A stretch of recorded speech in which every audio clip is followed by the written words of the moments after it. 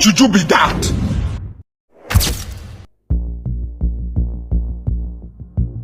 Chai, there is God. Oh.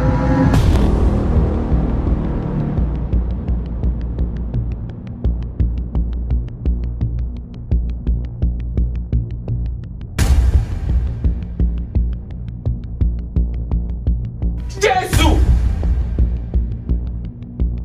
Continue.